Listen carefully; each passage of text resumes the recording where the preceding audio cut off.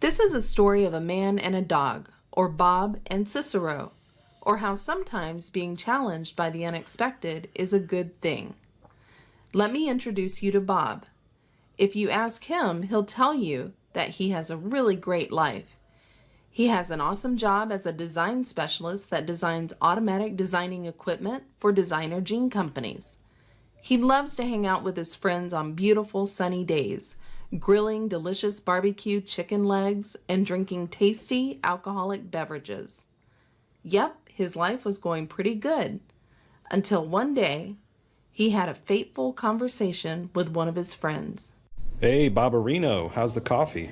Well, Pete, it's burnt and delicious, just like I like it. Anyway, Bobkins, I have a favor to ask.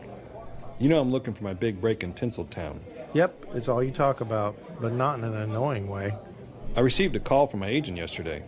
You familiar with Star Wars? Yes. Did you get a role in a Star Wars movie? Well, no. What gave you that idea? I have no idea. Well, Bobalicious, my agent told me that he got me an audition for a part in a new sitcom. It's about this bumbling husband and his wife who is way too attractive for him. They live in the suburbs and he has this crazy friend. They're always doing stuff that gets him in trouble. Wow, that sounds like an original and fresh idea. Yep, Babaruski, I'm reading for the role of the best friend. The best friend? Nice. Sounds like a great opportunity. So what's the favor? Well, Babalaba Ding Dong, while I'm gone, I need you to take care of my dog Cicero. Dude, I don't know anything about dogs. I don't even like dogs. Who doesn't like dogs? Me, this guy, I doesn't like dogs. How long are you going to be gone? Not that long. Maybe 12? What?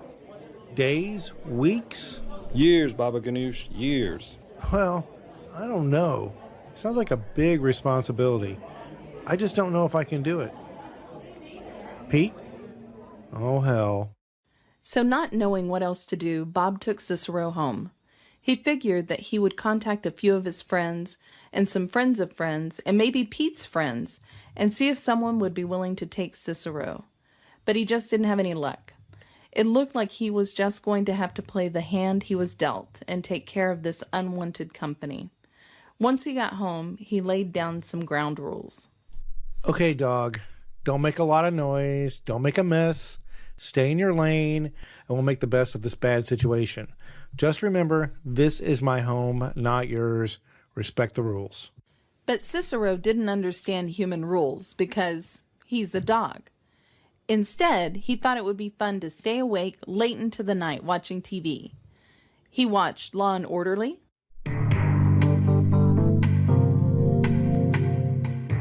and Whose Baby Is That? James, you are not the dog. When it comes Real Housewives of Sheboygan, Do I look fat? Just like 20 pounds overweight. The diamond earring came off in the ocean and it's gone. Needless to say, Bob didn't get a whole lot of sleep. The next morning, All right, I have to go to work. Do me a favor and just stay out of trouble. When I get home tonight, we're going to have a chat about your TV viewing habits. Because not to be judgmental, but you watch way too much. It's going to rot your brain. This is quite the conundrum I've found myself in. Why would Pete put me in this situation? Cicero, now home alone, took what Bob said to heart. He decided not to watch TV, but he got bored pretty fast. While sniffing around, he found Bob's beer, and he had one, and it was good. So he had another, then another, then another. He was feeling pretty good, and that was when he found Bob's laptop. What am I going to do? I am so tired. So hard to work today. I have to figure out what to do with that darn dog. Once online, Cicero ordered 5 pizzas. Or maybe it was 6. And he ate them all, which was quite the feat for such a small dog. Then he jumped on Amazon and ordered dog toys. Considering cost was no issue, he picked same-day delivery during checkout. I guess all I can do is make the best of a bad situation. Why do people even get dogs? They seem like a real bother. All right, Cicero, I'm home. We need to have that talk. What the hell? Pizza? Did you even save me any? Toys? Why does a dog need a toy train? Did you drink my beer? Okay, that's it. You're being a real jerk. What am I going to do? Cicero, this just isn't going to work. No wonder Pete took that job in Tinseltown. It was probably just to get away from you. That's right. You just walk away. Happy trails, you mangy mutt. Bob went for a run to blow off some steam. But as he thought about the fight with Cicero, he just felt worse and worse. He kept telling himself, I am rid of that dog. Why does it bother me so much? To make matters worse, everything he saw reminded him of the special bond between dogs and their owners. He wondered, did I make a mistake? Where did I go wrong? Later that night, on a date with his girlfriend Judy, What's wrong, Bob? You seem down. Well, Pete left town, and he left me to take care of his dog, Cicero. Anyway, me and Cicero had a big fight last night. He stormed off like a big baby. Good riddance, I say. Well, you don't seem very happy about it. Well, maybe I'm a little worried about him, but geez, I mean, in one day, while I was at work, he drank all my beer, ordered tons of pizza and ate it all, and ordered about $300 worth of dog toys off of Amazon. Using my credit card, mind you. He turned out to be one of the worst roommates I've ever had. Maybe that's because he isn't a roommate. He's not even human. He's a dog. Well, what are you trying to say? Dogs are special, and they rely on us to take care of them. Maybe the reason you don't like dogs is you've never been around a dog. When I was growing up, my family rescued a dog. Her name was Jellybean, and she was my best friend. I wouldn't trade the time I had with her for anything. But what does that have to do with me? Geez, Bob, you can be so thick-headed. I know it was unexpected, but right now Cicero needs to be rescued. Maybe he's just acting out because Pete dumped him on you. Even the best dog can be challenging, but he could be a great friend to you, just like Jellybean was for me. Who doesn't love having a best friend? Well, not this guy.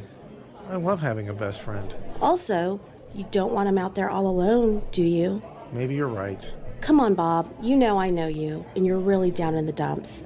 That fight and having Cicero storm out, well, you know it isn't okay. Also, what if something happens to him? Out there all alone? I'll help you. We'll find him. And you'll feel better making this right.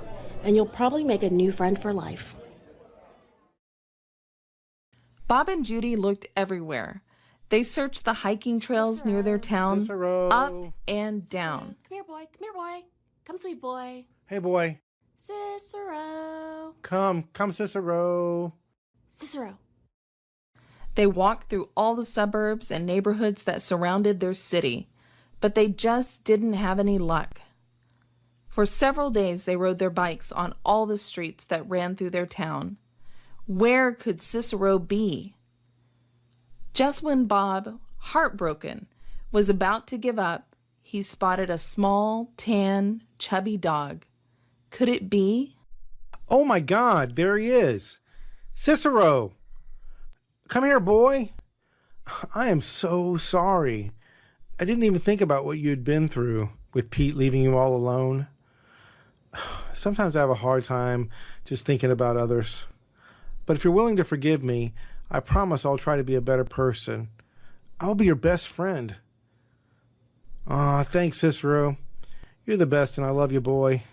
I won't let you down. After that, Bob and Cicero were inseparable. They went camping together.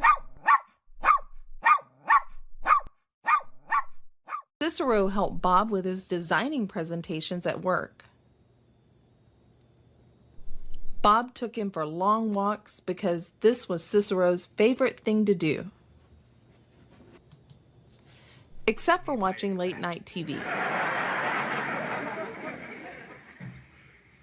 You ate my sandwich? It was a simple mistake. It could happen to anyone. Oh, really? Did you confuse it? But instead of staying up all night, Cicero learned to respect Bob's need for sleep, and Bob learned to appreciate 90s sitcoms. And they lived happily ever after.